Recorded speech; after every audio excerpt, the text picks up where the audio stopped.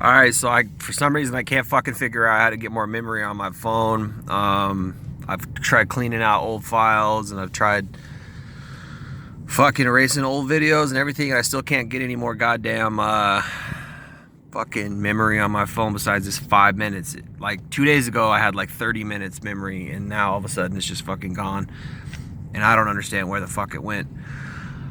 Anyway, so I wanted to follow up on that last video that I did and sort of talk about how, the devil uses women to get at men. Kind of pissed off that I don't have memory, but I'll just do my best in this little 5 minutes. So there was two things I wanted to say. The first thing was I watched this video with a guy named, James Baldwin, and he's an old, he's dead now, but he was a writer. He was a black writer in the like 1950s and 60s or some shit. And I got into his writing a little bit when I was in my 20s.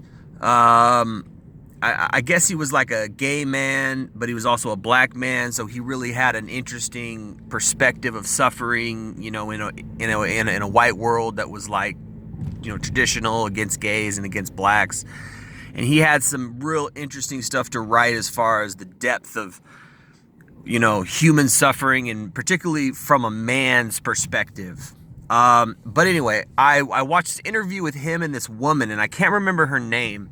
For some reason, I want to say her name's Lena Horne. I know she was a singer, but might not have been Lena Horne. It was some black woman who was interviewing this black man, James Baldwin.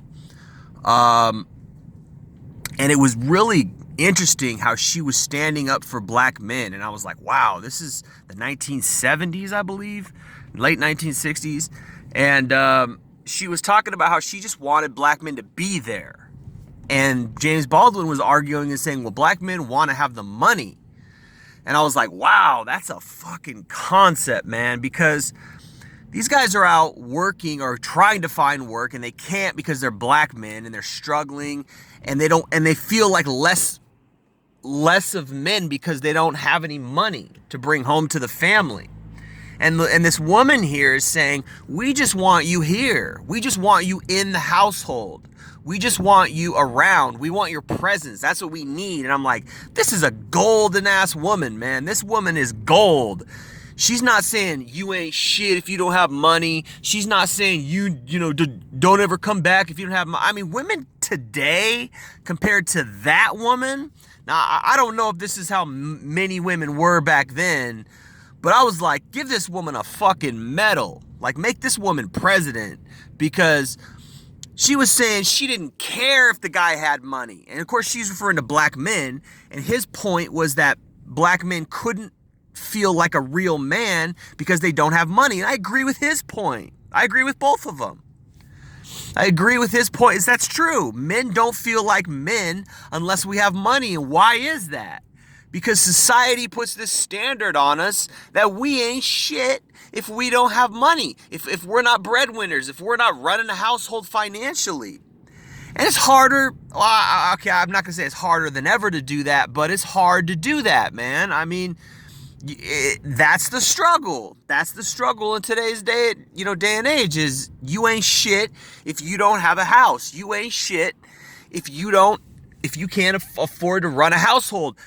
And the irony and the hypocrisy is that women will say, oh no, we can do everything a man can do. We can do the same thing. We should be able to run a household, and we should be able to have careers, and woo, woo, woo. But they still want us to be the breadwinners, right?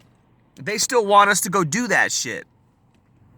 But that blew my mind, because I was like, yeah, I agree with both of them, particularly from a black perspective, because black people inherently suffered in the past. It's better today, but there's still racism today, and they still suffer in the same financial ways often, due to systemic racism that I partially agree with. I don't 100% agree with all of it, but all of the outrage today, but I think it's a lot better. But it's systemic oppression, and men today are technically being systemically oppressed in similar ways that the black man was back then.